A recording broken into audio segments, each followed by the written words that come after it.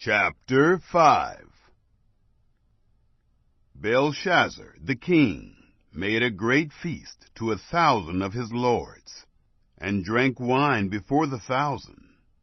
Belshazzar, while he tasted the wine, commanded that the golden and silver vessels, which Nebuchadnezzar his father had taken out of the temple which was in Jerusalem, be brought to him, that the king and his lords, his wives, and his concubines might drink from them. Then they brought the golden vessels that were taken out of the temple of God's house, which was at Jerusalem. And the king and his lords, his wives, and his concubines drank from them. They drank wine, and praised the gods of gold, and of silver, of bronze, of iron, of wood, and of stone. In the same hour, the fingers of a man's hand came out, and wrote near the lampstand on the plaster of the wall of the king's palace. The king saw the part of the hand that wrote. Then the king's face was changed in him, and his thoughts troubled him. And the joints of his thighs were loosened, and his knees struck one against another. The king cried aloud to bring in the enchanters, the Chaldeans, and the soothsayers. The king spoke, and said to the wise men of Babylon, "Whoever reads this writing, and shows me its interpretation, shall be clothed with purple, and have a chain of gold about his neck, and shall be the third ruler in the kingdom." Then all the king's wise men came in, but they could not read the writing, and couldn't make known to the king the interpretation. Then King Belshazzar was greatly troubled, and his face was changed in him, and his lords were perplexed. The queen, by reason of the words of the king and his lords, came into the banquet house. The queen spoke and said, "O king, live forever. Don't let your thoughts trouble you, nor let your face be changed.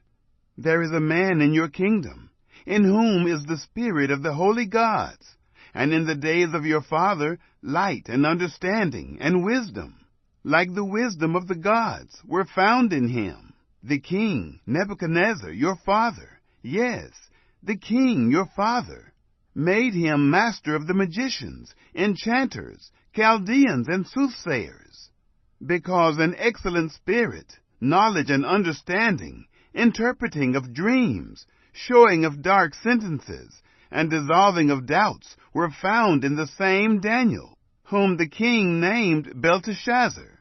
Now let Daniel be called, and he will show the interpretation." Then Daniel was brought in before the king.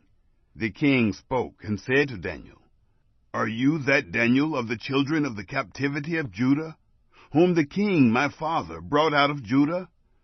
I have heard of you, that the spirit of the gods is in you, and that light, understanding, and excellent wisdom are found in you. Now the wise men, the enchanters, have been brought in before me, that they should read this writing, and make known to me its interpretation. But they could not show the interpretation of the thing. But I have heard of you, that you can give interpretations, and dissolve doubts. Now, if you can read the writing, and make known to me its interpretation, you shall be clothed with purple, and have a chain of gold around your neck, and shall be the third ruler in the kingdom." Then Daniel answered before the king, "Let your gifts be to yourself, and give your rewards to another.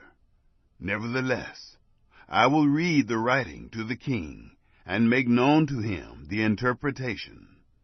You, king, the Most High God gave Nebuchadnezzar your father the kingdom, and greatness, and glory, and majesty.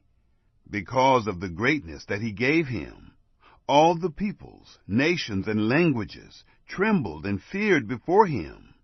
He killed whom he wanted to, and he kept alive whom he wanted to. He raised up whom he wanted to, and he put down whom he wanted to.